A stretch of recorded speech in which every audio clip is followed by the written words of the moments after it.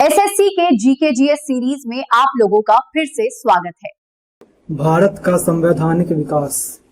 पहला है 1600 ईस्वी के चार्टर के अनुसार ईस्ट इंडिया कंपनी को महारानी एलिजाबेथ प्रथम द्वारा पूर्वी देशों में व्यापार का एकाधिकार कितने वर्षों के लिए दिया गया था? तो 15 वर्षों के लिए।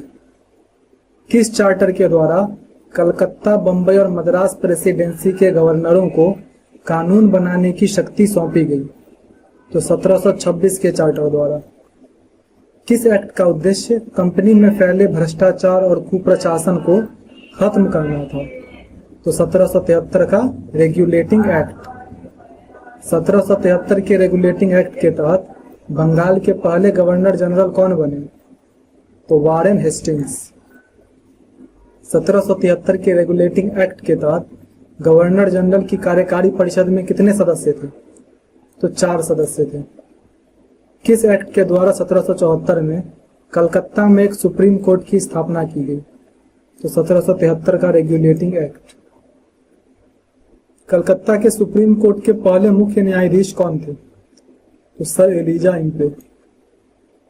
1773 के रेगुलेटिंग एक्ट के द्वारा कंपनी के कर्मचारियों के किस कार्य पर पूरी तरह से रोक लगा दी गई?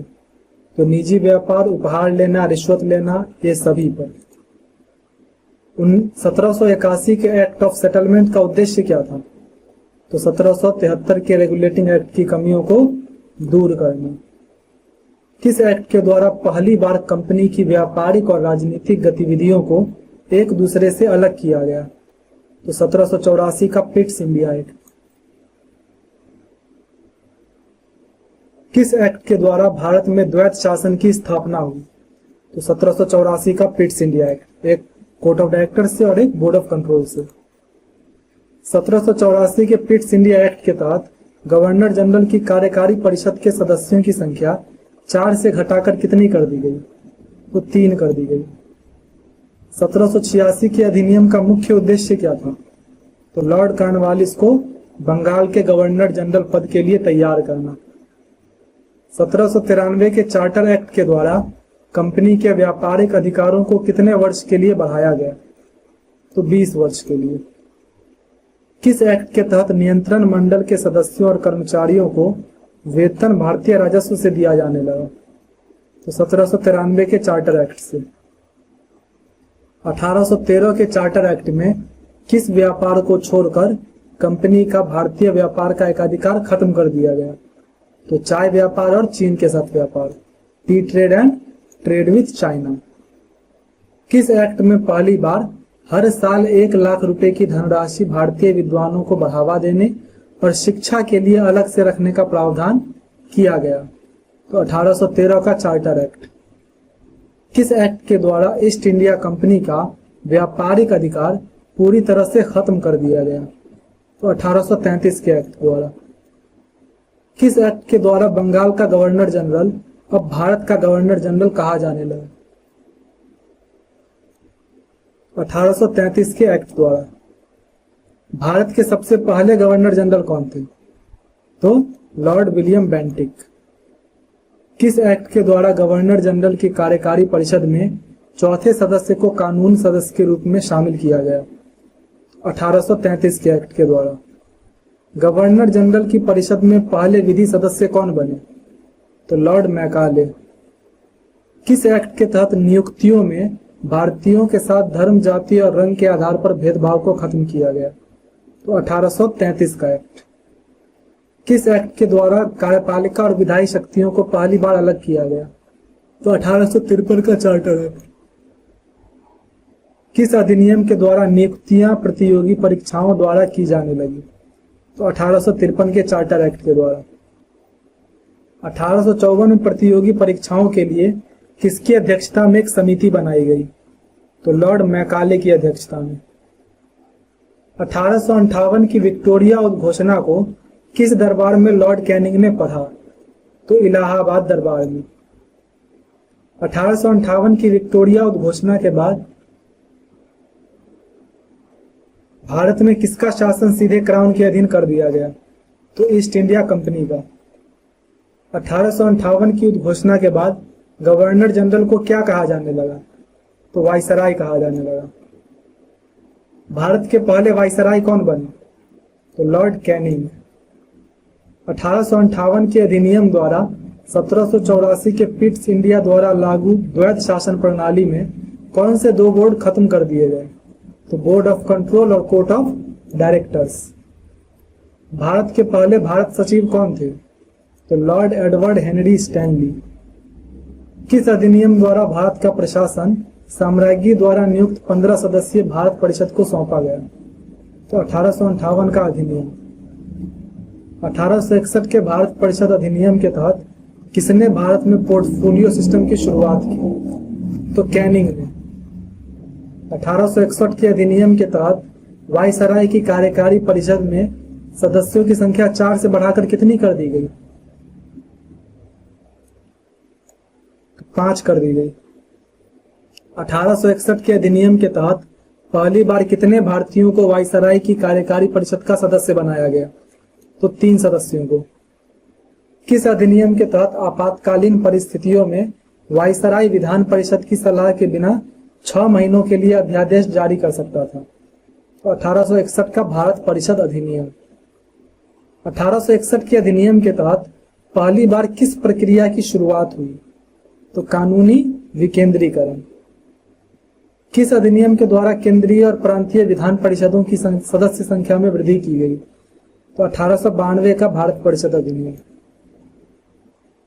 1892 के अधिनियम के तहत केंद्रीय विधान परिषद में सदस्यों की संख्या न्यूनतम और अधिकतम क्या निर्धारित की गई थी?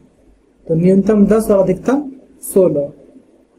1892 के अधिनियम के तहत परिषद के भारतीय सदस्यों को किस पर बहस करने का अधिकार दिया गया?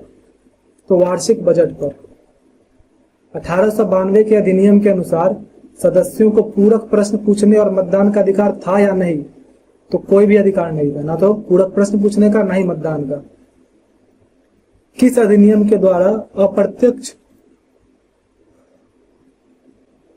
निर्वाचन पद्धति की शुरुआत हुई? अप्रत्यक्ष निर्वाचन पद्धति की शुरुआत हुई तो 1892 का भारत परिषद अधिनियम। 1892 के अधिनियम को राष्ट्रवादियों ने क्या बताया? तो एक धोखा बताया। 1600 ईस्वी में ईस्ट इंडिया कंपनी की स्थापना कब हुई थी? ये गलती है, 1600 में ही हुई थी, तो ये जो है ऑप्शन में आंसर पहले ही दे दिया क्वेश्चन में। 1776 में मॉनसन की मृत्यु के बाद उनकी जगह किसे भेजा गया?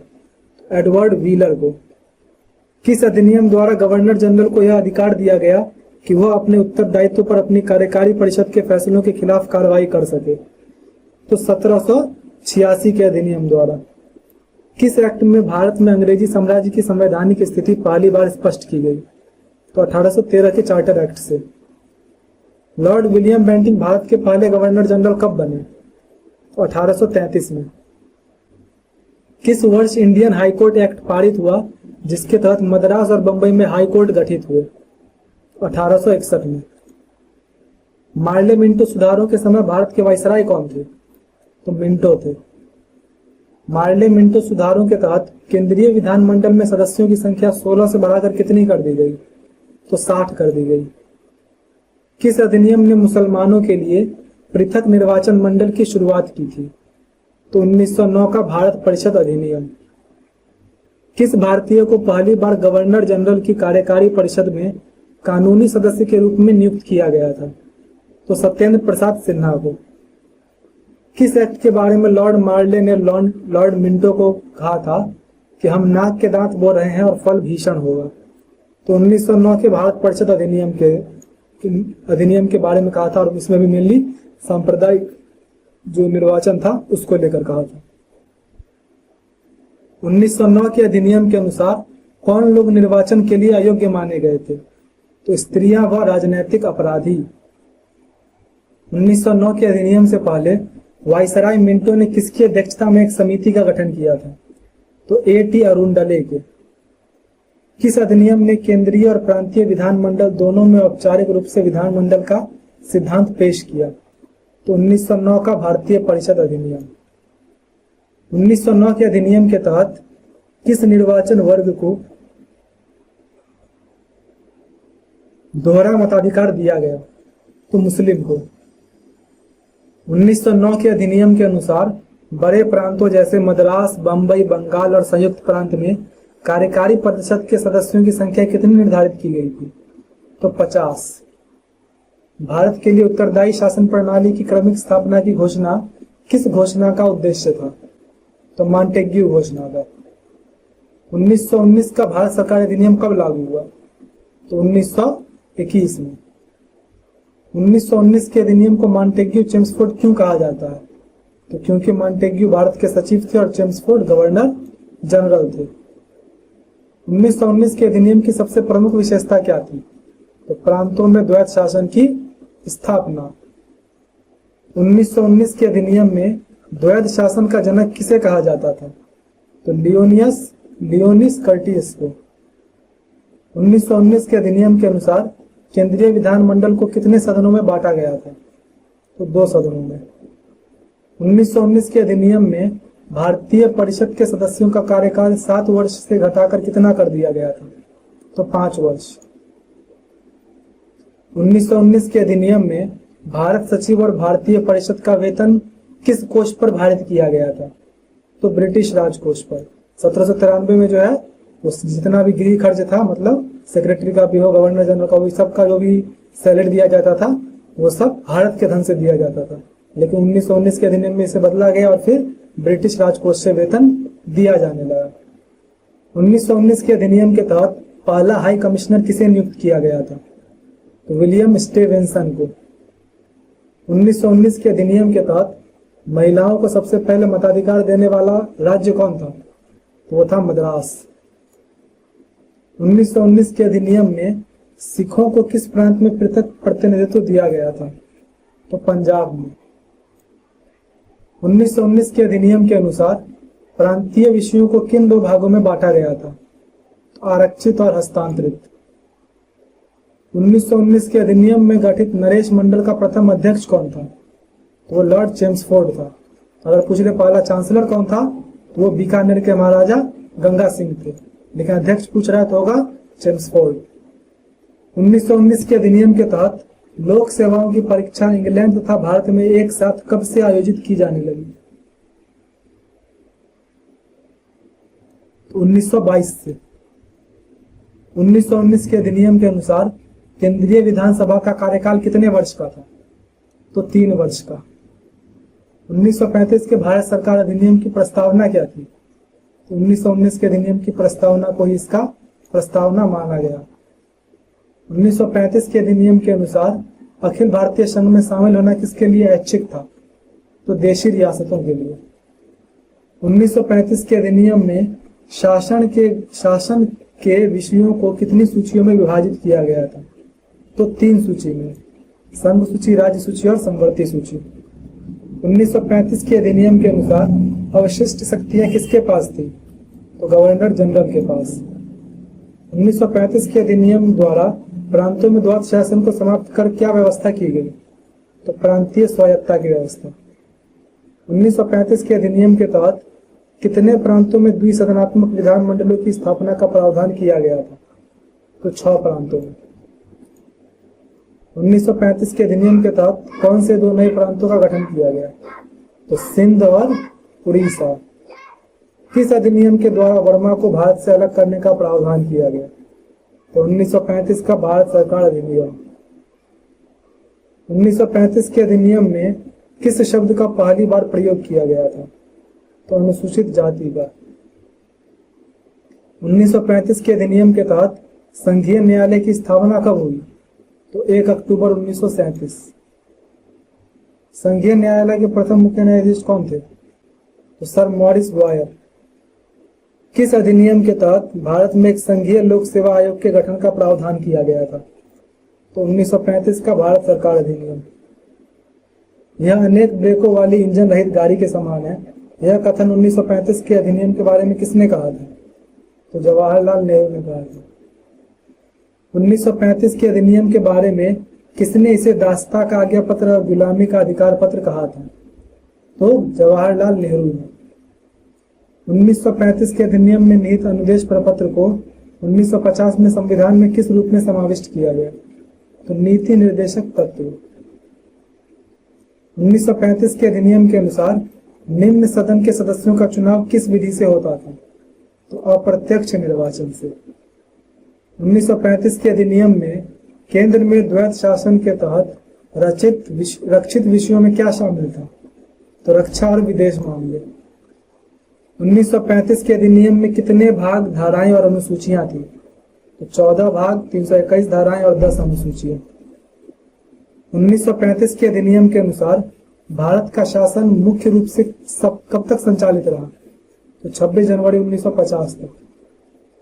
1935 के अधिनियम के बारे में किसने कहा था कि गवर्नर जनरल अथवा वायसराय को हिटलर या मुसोलिनी के समस्त अधिकार प्राप्त थे? ये बात चर्चिल ने कहा था।